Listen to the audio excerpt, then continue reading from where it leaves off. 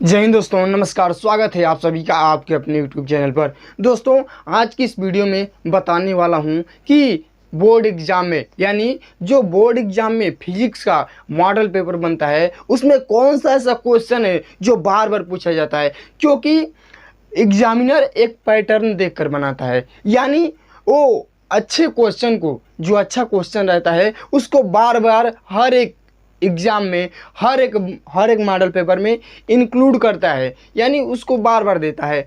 तो हम लोग आज की इस वीडियो में जानने वाला हैं कि वो कौन से ऐसे क्वेश्चन है जो बार बार पूछे गए हैं। कोई मजाक नहीं है। आप मॉडल पेपर उठाकर देख लीजिएगा, कोई भी मॉडल पेपर उठाकर देख लीजिएगा, क्लास 12 फिजिक्स का सर्च करिएगा और देखिएगा कि मैं 5 साल का लाया हूँ, जो लगातार 5 साल से पूछा जा रहा है, मैं उसी क्वेश्चन के लाया हूँ।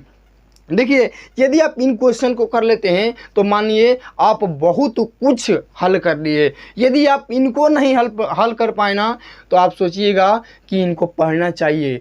इसको पढ़ लेना दोस्तों, जो ये क्वेश्चन है ना, इसको पढ़कर जाना, क्योंकि इसको नहीं पढ़कर जाओगे ना, आप कुछ नहीं कर पाओगे। क्योंकि ये वैसे क्वेश्चन है जो रिपीटेड क्वेश्चन है, बार बार पूछा गया क्वेश्चन, तो इसको ध्यान में रखना। तो देखिए, सबसे पहला क्वेश्चन क्या है, आवेश की गतिशीलता क्या होती है। सबसे पहले क्वेश्चन, आवेश की गतिशीलता क्या होती है। देखिए, एक एक क्वेश्चन को ना लिख लेना, या मैं हटूंगा ना तो आप स्क्रीनशॉट ले लेना, मजाक मत करना, क्योंकि बहुत महत्वपूर्ण है और ये लगातार पूछा गया है।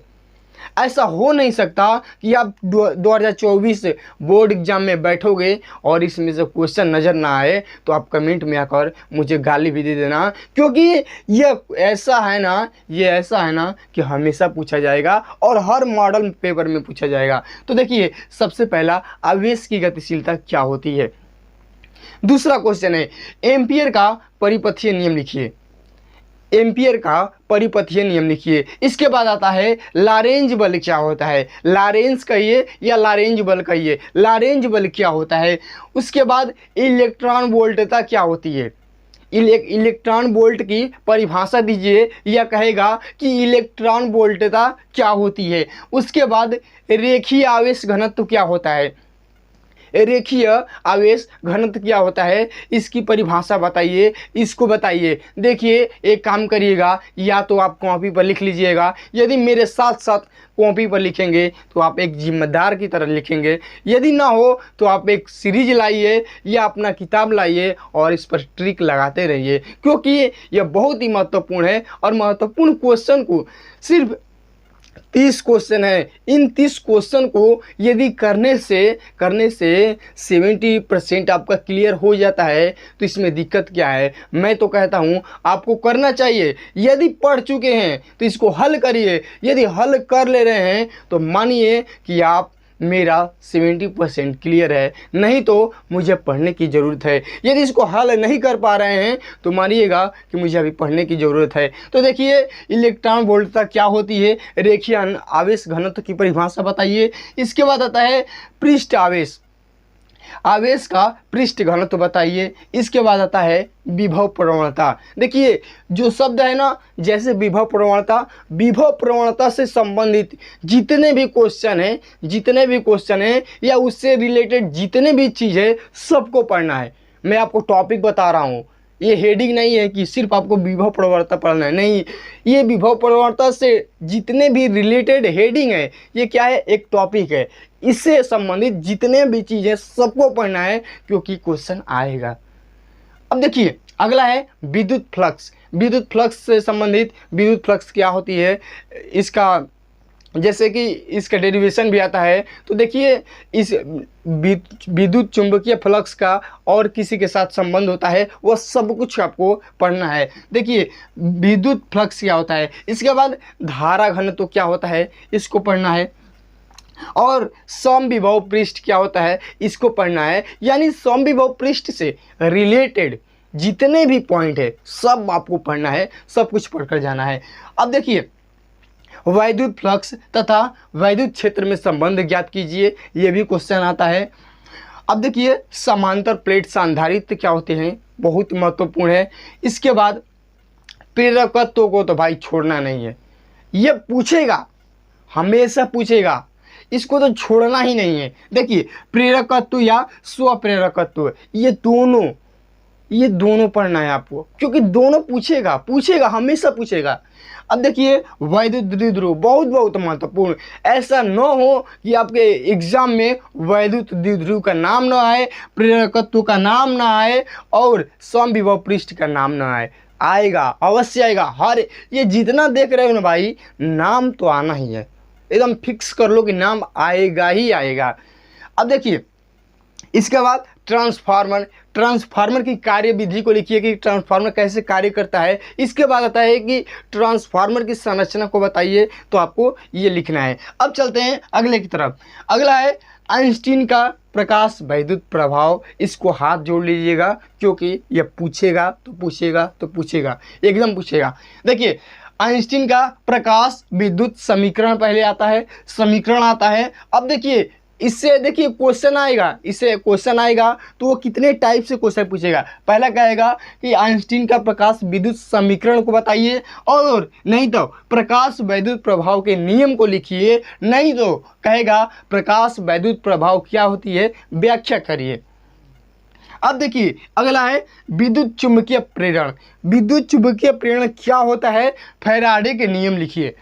विद्युत चुंबकीय प्रेरण क्या होता है, इसको हमको फैराडे के नियम के अनुसार समझाइए, या तो सिंपल आपको आ सकता है कि फैराडे के नियम की विवेचना कीजिए या फैराडे के नियम का उल्लेख कीजिए।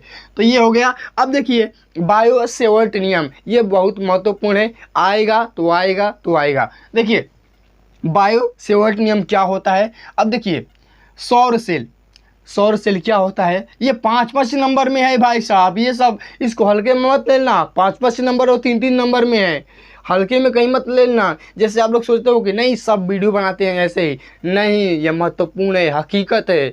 नहीं तो जब आप देंगे, जब बोर्ड एग्जाम में बैठेंगे तो आपको खुद मालूम चलेगा। तो देखिए सौर सेल क्या होता है, विभव मापी क्या होता है, ये एकदम आएगा। किरचॉफ का नियम क्या होता है, उसके अंदर कितने पॉइंट आते हैं, किरचॉफ का नियम हमें क्या बताता है, उसका समीकरण क्या होता है, सब कुछ आपको याद करना है। अब देखिए व्हीटस्टोन ब्रिज या व्हीटस्टोन सेतु आपको पढ़कर जाना है। अब देखिए ये तो बहुत महत्वपूर्ण है, हमेशा आता है, 3 नंबर 5 नंबर हमेशा आता है। नाभिकीय विखंडन एवं नाभिकीय संलयन से आप क्या समझते हैं, नाभिकीय विखंडन या नाभिकीय संलयन से आप क्या समझते हैं, हमेशा पूछा है। अब देखिए अपवहन वेग तथा विद्युत धारा में संबंध ज्ञात कीजिए। अपवहन वेग तथा विद्युत धारा में संबंध ज्ञात कीजिए। अब देखिए यहाँ से बहुत महत्वपूर्ण, यहाँ से ऐसा हो नहीं सकता कि नहीं आए, क्वेश्चन आएगा, जरूर आएगा। पीएन संधि डायोड क्या होता है, देखिए इससे बहुत क्वेश्चन पूछता है। पीएन संधि डायोड क्या होता है, अग्र अभिनति लिखिए, पश्च अभिनति लिखिए और इसकी कार्यविधि लिखिए। बहुत तमाम प्रकार के क्वेश्चन पूछे जाते हैं, लेकिन सबसे महत्वपूर्ण यही है कि पीएन संधि डायोड क्या होता है। आगे बहुत कुछ लिखा रहेगा कि पीएन संधि डायोड क्या होता है, इसको समझाइए, और बाद में लिखेगा कि अग्र अभिनति लिखिए, पश्च अभिनति लिखिए, और इसके बाद दूसरा क्वेश्चन देगा कि इसकी कार्यविधि क्या है। अब देखिए हाइगेंस के द्वितीयक तरंगिकाओं का सिद्धांत, हाइगेंस का सिद्धांत न आए ऐसा असंभव है, आएगा, जरूर आएगा, क्योंकि यह ऐसे क्वेश्चन मैं लाया हूँ ना जो हमेशा रिपीटेड क्वेश्चन है। मैं बोल रहा हूँ कि 5 साल से रिपीटेड क्वेश्चन है, बार बार आ रहा है।